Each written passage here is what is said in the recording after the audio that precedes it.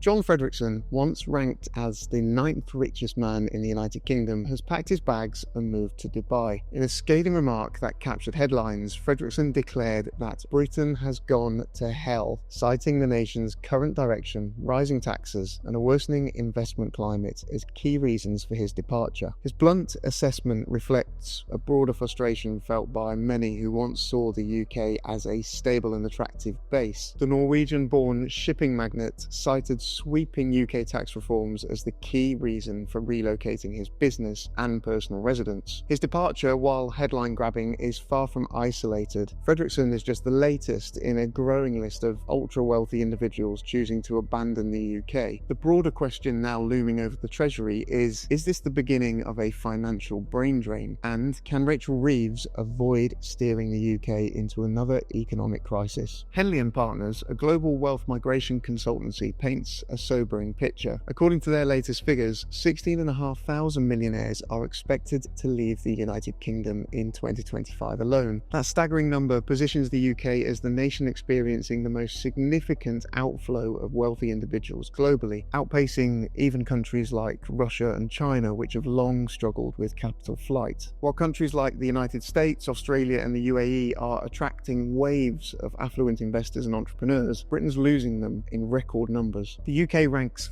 5th globally in terms of its high net worth population, defined as individuals with $1 million or more in investable assets. Yet, it's the only one among the top 10 wealthiest nations to record negative millionaire growth over the last decade. In simple terms, rich people are not only failing to arrive, they're actively leaving. There are several reasons behind this disturbing trend. Henley & Partners highlight an increasingly punitive tax environment as the primary culprit. Consider the following. The government has raised inheritance tax, which directly affects long-term wealth preservation and intergenerational transfers. Most crucially, the residence-based tax system has undergone reforms, shifting towards a global taxation approach that makes the UK far less appealing for international investors and high net worth residents. This mix has turned the UK into a less competitive environment for the rich, and the consequences could be far-reaching. Fredrickson is just the tip of the iceberg. A number of other billionaires have reportedly fled British shores recently. Christian Angermayer, a German investor and biotech entrepreneur; Nassif Sawiris, the Egyptian billionaire and owner of Aston Villa Football Club;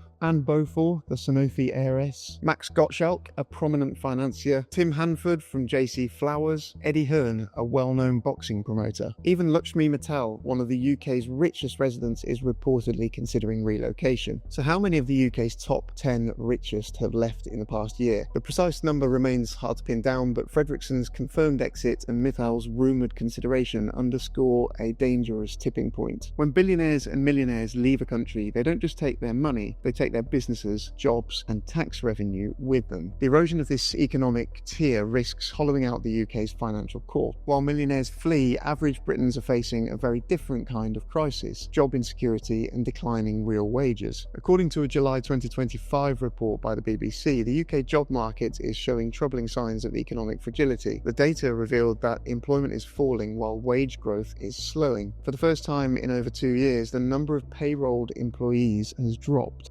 And the trend goes deeper than 1 month. At least 276,000 jobs have been shed since Chancellor Rachel Reeves's autumn 2024 budget was announced, according to analysis by The Guardian published in July 2025. The decline has been particularly sharp in sectors sensitive to labour costs, such as hospitality and retail, where firms have struggled with rising wage demands and increased employer national insurance contributions. This marks one of the steepest year-on-year declines in UK payroll employment since the pandemic. The Office for National Statistics also noted a sharp monthly drop in May 2025, losing 109,000 jobs in a single month, the worst figure since the COVID-era shutdowns. Combined with slowing wage growth and surging borrowing costs, it paints a pretty bleak picture for workers already facing a cost of living squeeze. Britain is facing a two-sided economic crisis. At one end, it's losing its most affluent residents, and with them, massive economic and social capital. These are not just high net worth worth individuals, they're also some of the country's highest taxpayers. According to HMRC data, the top 1% of earners in the UK contribute approximately 28% of all income tax revenue. And on the other hand, the average worker is grappling with stagnating wages and diminishing opportunities. It's a crisis from the top and the bottom. This creates a treacherous balancing act for Rachel Reeves. On the one hand, she must raise enough revenue to fund public services, meet debt obligations and manage inflation. On the other, she must prevent capital flight while ensuring she doesn't strangle the middle class with more taxes. Reeves has hinted at a fiscally responsible approach, seeking to distance herself from the spend-heavy legacies of past governments. But fiscal responsibility doesn't necessarily mean economic growth, especially if it pushes out the very people who generate substantial tax revenue. Her tax strategy, including VAT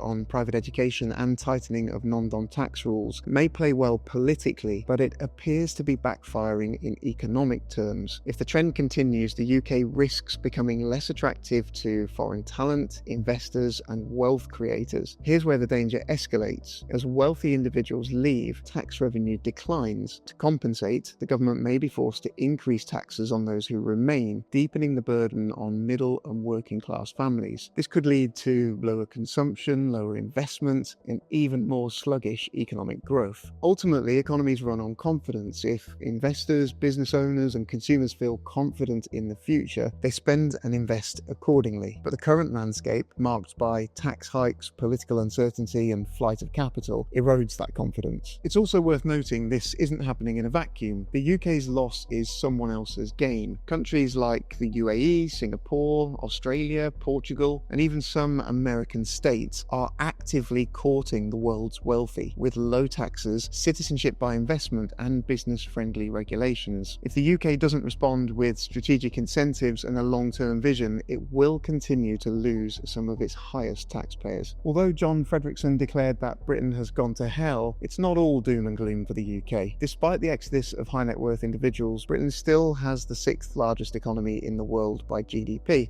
ahead of France, Italy, and Canada. London remains one of the world's top financial hubs, attracting capital, fintech startups, and multinational headquarters. The country also boasts a world-class legal system, top-tier universities like Oxford and Cambridge, and a deep pool of skilled labour in industries ranging from pharmaceuticals to artificial intelligence. The UK is also a global leader in creative industries, professional services, and green finance. Its time zone advantage makes it a perfect bridge between US and Asian markets, and English remains the international language of business. Post-Brexit trade deals are slowly unlocking new opportunities, and the pound's current valuation makes the UK more competitive for foreign investors. Yes, challenges remain, especially with tax policy, labour costs, and investor sentiment, but the fundamentals are still strong. If policy aligns with growth, the UK could bounce back.